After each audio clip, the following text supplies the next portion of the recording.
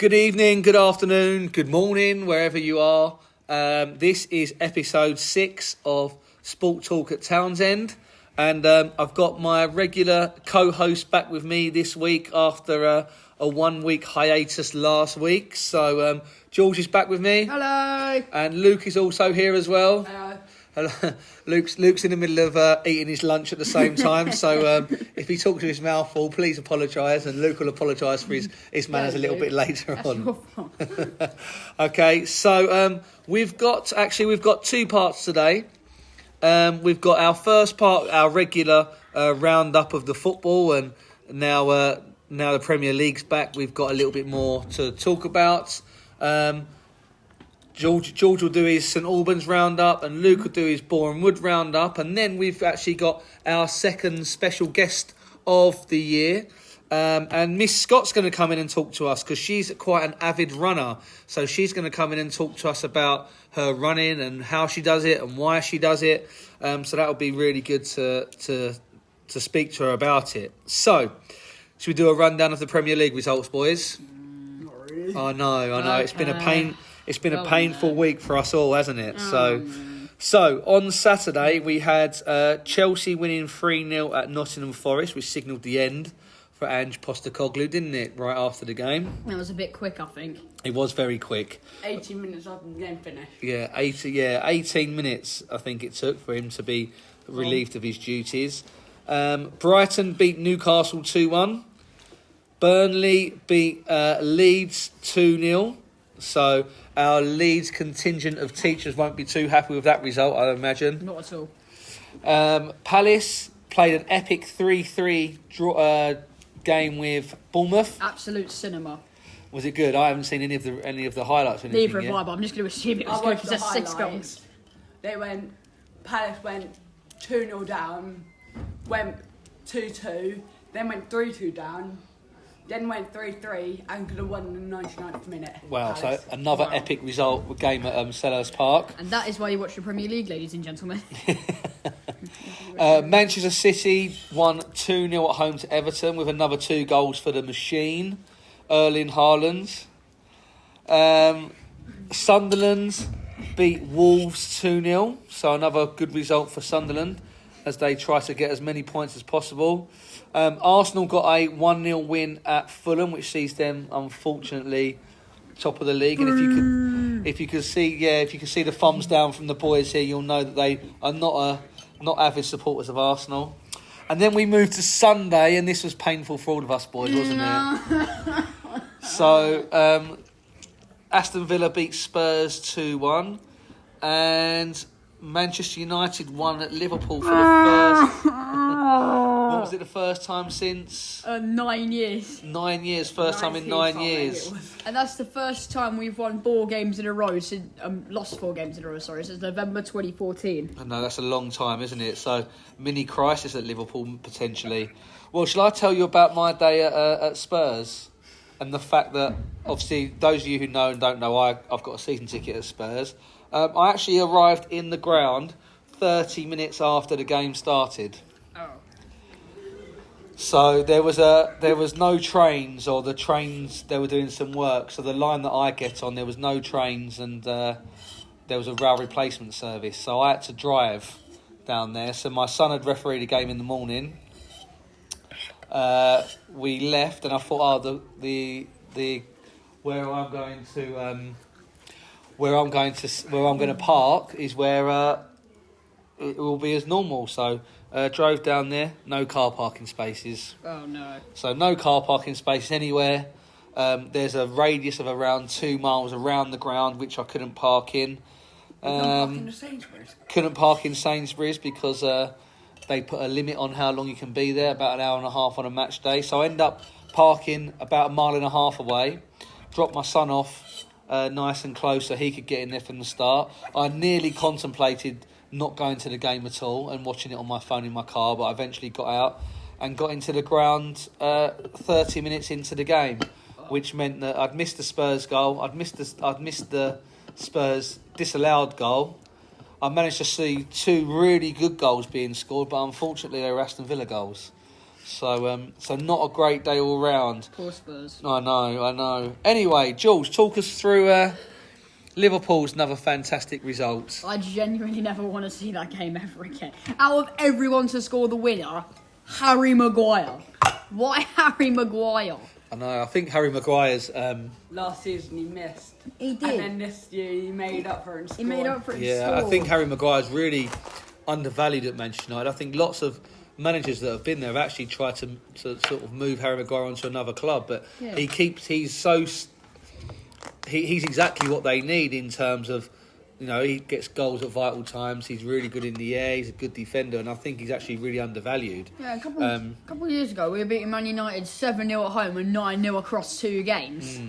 I know, and I think Harry Maguire. I think we failed to mention it was Mr. Timpson's Man United, so maybe him coming on the show last week actually had a positive effect for Manchester United. What do you think?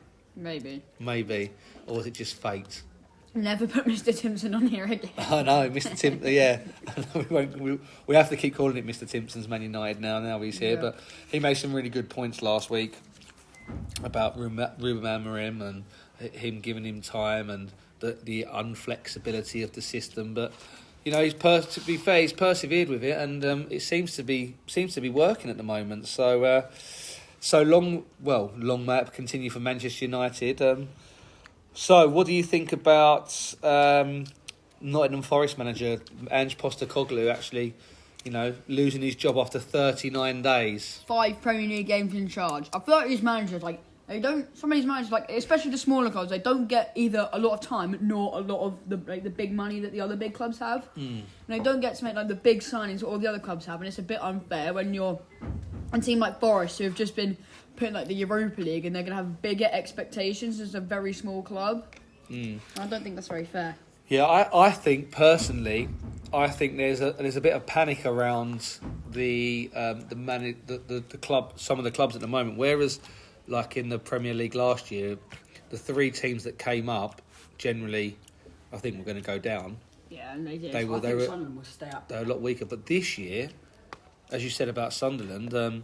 This year, the three promoted clubs are really, they're really having a good go, aren't they? They really are, and they've picked up lots of points, really early. So, and I think lots of clubs are panicking. I mean, one result I failed to mention earlier was last night's game where West Ham played Brentford, and Brentford won 2-0. That was one of the worst Premier League performances I've seen from a Premier League team in terms of West Ham. Actually, I've seen. That is the first time that West Ham have lost 5 home games in a row since 1931. It's quite incredible, isn't it? Really. Yeah, poor West Ham. There's lots of things going wrong at West Ham, and people are blaming the stadium, people are blaming the change in management, people are blaming the board. They're in a bit of a shaky situation at the moment, aren't they? Yeah, one of my friends at St Albans, he's a West Ham fan. He's really unhappy with the situation at West Ham. Yeah, so it's going to take Nuno's going to have to fall some a bit of a miracle that has to be had there, hasn't he? Don't you think? Espirito Santo, he's a good manager. He can manage quality clubs like Spurs. And he goes on, takes that to West Ham, and it just goes downhill. Yeah. Something's going on at West Ham that I think needs to be fixed really, really soon if they want to stay up in the Premier League. Yeah, absolutely. I think something needs to be done very quickly. And you think Nottingham Forest have acted really quickly because Sean Dyche has been announced today as their new manager. What do you think of that? Very good appointment from Nottingham Forest. Obviously, he made his name at Burnley. He did quite well at Everton. I reckon he could keep Nottingham Forest in the Premier League, especially with the season they had last year. If he can just get the team going again, I reckon Nottingham Forest could do quite well. Yeah, the thing with Nottingham Forest as well is that they've got the Europa League. They're in the Europa League. Yeah, they're in the Europa League, aren't they? They've got the Europa League to contend with as well. Sean Dyche hasn't managed in the Europa League before, I don't think. He hasn't managed in any Europe. No, not at all. Yeah, so that's going to be quite tricky, juggling that Thursday Sunday routine as well. So. But no, I'm sure we're all happy the Premier League's back. Very. The international break was boring. It was. It wasn't the greatest, was it? With England playing against Wales and Latvia, and 2 games which didn't really whet the appetite much, did it? Yeah, at least we got 2 wins against Latvia and Mr. Morgan's Wales. And Mr. Morgan's Wales, absolutely. But the good thing is about England, though, they've qualified for the World Cup in the summer. Yes! So that'll be something where we can look forward to watching and cheering them on. What I'm excited about, like, a lot of these smaller countries, like, I think Jordan have qualified for the World Cup. Like, Cape Verde have as well. Cape Verde qualified for the World Cup. Countries, that I would preferably like to see in our group. Uzbekistan, I think. That's another one. Uzbekistan have qualified. The ideal group for England there. That might be the only group that we might be able to win at this point. Right, shall we move on to... So we've missed this for last week, so let's go with St Albans City first of all. So, George, you want to give us the round for St Albans? Let's start from that fourth qualifying round replay. We're going to start by saying we are going away to Burton in the first qualifying round of the FA Cup. Any St Albans fan going to Burton, I will see you there, no matter what, okay? I'm literally begging my parents for tickets. They've just decided to cave and they're just letting me go. My dad's actually willing to drive me to Staffordshire. So at the game, as soon as we scored, the Banbury fans, what they did, they put like pyroglyphics and fireworks into the stadium and they were like throwing them at the St Albans players. Right after Leo Seri scored, so they had to stop the game and go in for 15 minutes. They kicked all the Banbury fans that were throwing the stuff out the stadium, and they wouldn't let us leave for like 10 or 15 minutes because the Banbury fans are fighting the police officers outside the stadium. We don't really want to see that, do we? We really don't. We don't really want to see that. So I'm sure the police had that fully under control. Yeah, so St Albans and Banbury, we've teamed up with the Hertfordshire and Oxfordshire police. They're going to review CCTV footage and maybe decide a punishment for Banbury, which I think that should happen because they're throwing fireworks at their players. That's quite dangerous. Yeah, it is quite dangerous. Yeah, it's not the what the FA Cup sort of stands for, is it? Really? No, I know not what football stands for. Not for football. No, it's quite a high stakes game as well. Obviously, with the winners. Also there was another non-league team that had to be abandoned. Because there was the fans got together and started fighting. I don't know what game it was though. Yeah, I don't know what game that was, but obviously we don't see things like that. But on the positive note, with St Albans winning, we are in the FA Cup. In the FA Cup first round, so they travel to Burton Albion. I think that's the first weekend in November. I'm pretty sure. It's first day of November. Oh, first day of November. First of November. Halloween. Then it's the first Burton and game. 2nd of November. Okay, exactly. Do you think it could be a fright night for St Albans? Especially the day after Halloween. Oh, I don't know. Like you usually see sometimes you get these little clubs, you get big teams. They normally the big teams absolutely demolish the small teams, but occasionally the small teams can pull off an absolute fairy tale run like Maidstone a few years ago, and another certain non-league club that we don't mention that may have beaten St Albans 4-0 in the second round, but we definitely don't mention. Don't worry, they definitely didn't beat Bournemouth, I promise you. Yeah, at least we beat Forest Green that season. That still remains our highest attending match at home in our history. Yeah. But yeah, FA Cup, the ultimate prize for every non-league club. Never really thought this day would really come, to be honest, but now it has come. I'm super excited for it. But don't forget, in 1991, Tottenham won the FA Cup as a non-league club. Tottenham were non-league in 1901. 1901. Yeah. You've had 90 years out there, Luke, but we'll let you have but that to be one. fair, I wouldn't be surprised if it was 1991. Knowing Tottenham.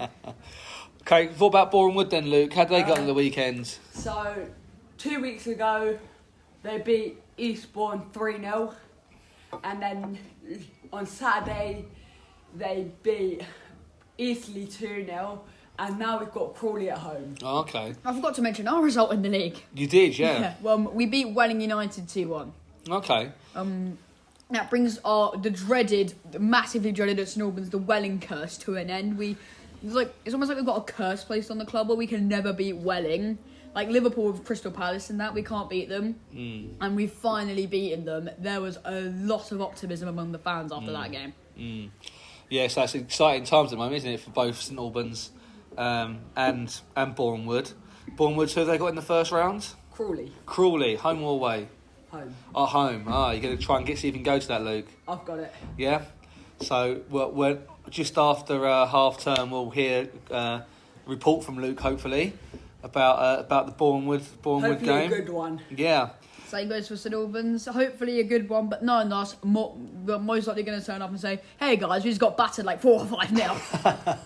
That's honestly what I think is going to happen. We're going to be in the car for 2 hours, half an hour driving per goal conceded.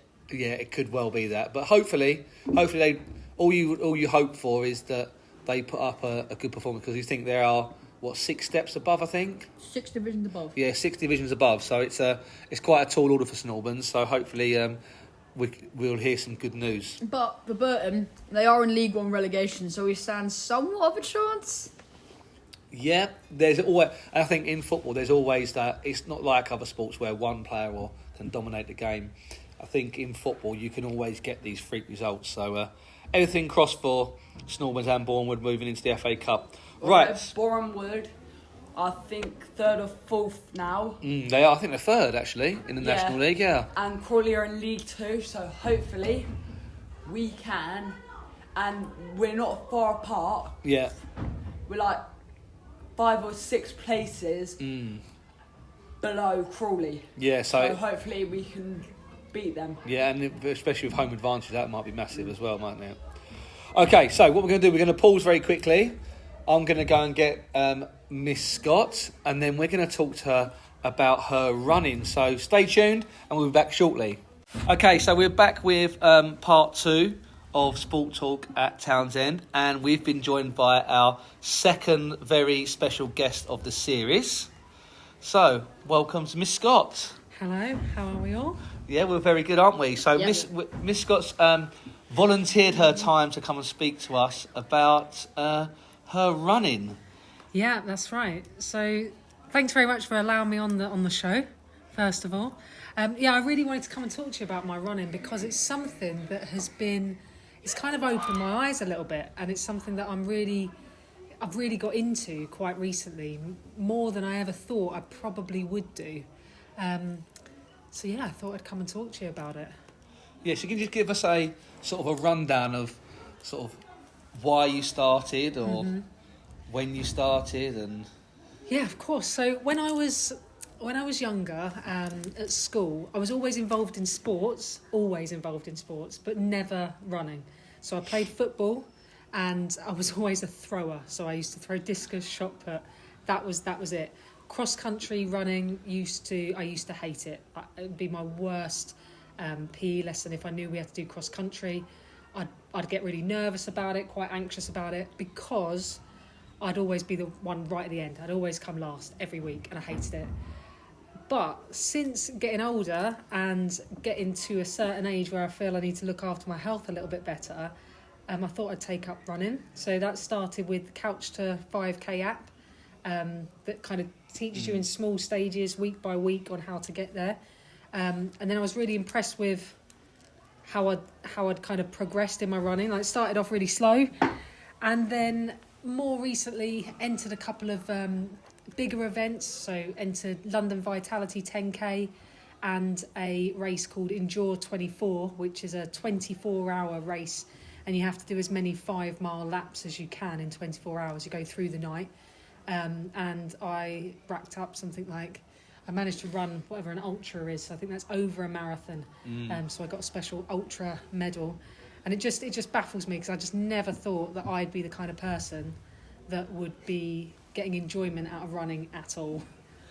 It's quite funny, because when you mentioned that Ultra 24, and if you just, if we had a camera and we could show George's face right then, the face he pulled as if to say, wow, that's a long distance, didn't you? Yeah, overnight, like... I couldn't go overnight. I couldn't. Yeah, it was hard work, because you had to kind of plan if you were going to have a little nap, you had to plan it in to your kind of night. So I think I slept from about 1 till 2:30, and then got up again and started doing a couple more laps as kind of sunrise was happening. But yeah, that was probably the hardest one I've ever done, because every lap you do, it gets slower and slower because you're losing energy. So I started off quite strong, but then towards that last lap I was almost kind of hobbling around, but it was something that was a real achievement to do that. And we did it as a family, so that was really nice to see us all kind of seeing how many laps we could do all together. Can you talk to me about like your fueling, like how you fueled yourself during that? Because I've done one marathon. I did the Chelmsford Marathon. I think I did it in 4 hours 25. But I've never felt pain like that last 6 miles. Yeah. That was unbelievable, and it was all. Yeah. And I feel like it was all to do with my fueling. I feel like I missed the fuel stop out somewhere, and that really affected me. Like the last 6, as I said, like I've never felt any pain like that last 6 miles. Yeah, no, I bet. Like, I think I find like now I'm running longer distances. I'm taking the fueling part of it really seriously, where I didn't beforehand. But I don't know if I'm taking it too seriously or not. But I'll make sure like my diet is a certain way the day before if I know I've got a long run. So at the minute I'm doing long runs between 10 and 16k at the minute. So I don't know, 8 to 12 miles, something like that. And that means that my Saturday day, my food I have to prepare to be ready to run the next day. So I have to kind of manage my carb load. I have to make sure that I take gels with me on the run and have them, kind of maybe 30% of the way in. That then takes another half hour, and then I get that boost of energy to go again. But having the right kind of nutrition is probably really important. I can absolutely tell if I have maybe not been the best the night before or the day before, I can feel it in my run the next day. So I definitely have to prepare. And hydration, I'm not very good at, but I know how important it is. So the day before a long run, I make sure I'm really hydrated so that I can keep going the next day. But that's hard during the week. I find that really difficult during the week. Yeah, absolutely, yeah. I think the way that our days are made up, they're all so structured every single day. Yeah. It's really hard to get that hydration in, isn't it? Yeah, definitely. Because we have limited toilet breaks, as everyone knows. Yeah, exactly. Boys, have you got any questions you'd like to ask? So when you said it was the 24-hour one. Yeah. When you were running through the night, did you have to take a light? Yeah, we had to have. So you weren't allowed to run unless you had a head torch on. And I think it was just a head torch, actually. You didn't necessarily have to have reflective clothing. But it was all, there were no roads involved or anything like that. So it was all trail running, so through woods and through fields. But because it was an organised event as well, they lit it up. But you had to, if you ran after 8 p.m, you had to make sure you had a head torch or a kind of a chest torch on. Yeah, that's really important. Yeah. Any other questions, boys? Is it tiring doing the 24 hours one? Because I couldn't do that for 24 hours. Yeah, it was really tiring. I didn't think I'd be able to. So the story is actually with this race. Last year I didn't do it.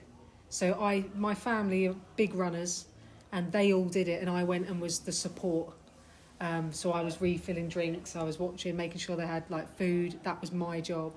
And then this year, I thought, do you know what? I'd rather be involved in it than watch, because I got a bit of FOMO. I wasn't like I wanted to be involved, so I did it this year, and it was really tiring, but there's a bit of adrenaline that gets to you as well. Kind of going at 2 a.m, you think you're a bit mad, and then you can just keep going. But the next day, my legs were like jelly, absolute jelly. Obviously, that was a lot more than I ran, but when I did that marathon, I remember the stairs were particularly troublesome. Yeah. Going down the stairs. Yeah, stairs are awful. Like, on Sunday just gone, I did 14k, and it got to a point where there was a kind of a sharp downhill kind of trail route or the stairs, and for whatever reason, when you're just running, you don't really think. And I went for the stairs, and I was wobbling going down. Like my legs were. I was worried I was going to fall because it was right at the end. And I was I definitely feel it in the legs. So. Cool. I've got one final question for you before we wrap it up. So, obviously, you said you were a non-runner before. Yeah. So, what advice would you give to any non-runners now to get themselves into running? I think two big things that have really helped me is, one, keep going. It's really easy to stop and not want to go out. And at the minute, because of school and the dark evenings and it's dark, I'm going at 5 a.m. every Wednesday morning at the minute, and that takes a lot to get me up and out on a Wednesday morning. The second thing is have people around you. Like, I'm quite funny. If I have people around me that maybe push me too hard, I start feeling, oh well, I'm never going to be that good. But I've got that. My family are you know, they're just very, you know, they always say that, oh, you've done a great job, or you got a PB today, and compared to them, it's nothing in time. But having a bit of encouragement at home, I think, is really, really important, or having someone you can go out with that maybe pushes you a little bit, but not so much that you don't feel that you're any good. I think that's why it's worked for me. Absolutely. That is, yeah. Them early morning sessions are tough, aren't they? Especially now it's dark. I'm already thinking about it for tomorrow, and I don't want to do it. Yeah. But I will do it. Yeah, absolutely. Some resilience. We talk about this a lot, don't we, on the podcast about resilience, and very important. very important for any sorts of sports person or in life generally, isn't it? Having that resilience. Yeah. So I'd love to talk to you more about this, but I'm sure you heard the bell went. Yeah, So we've got to shoot off. But there won't be any episode next week because we're all on half term. I thought you were going to cheer then, boys, but you didn't cheer. There you go. So we're going to have a well-earned break next week. So we'll be back in 2 weeks where we'll have lots to talk about, won't we? Yeah. But thank you, Miss, for coming and sharing your thoughts on that. It was really interesting. No, it's been lovely. Thank you. And boys, I will see you in 2 weeks for next recording. I'll see you all in 2 weeks. Yeah. Okay, perfect. And thanks for listening, and we will catch up with you soon. Bye-bye. Bye-bye.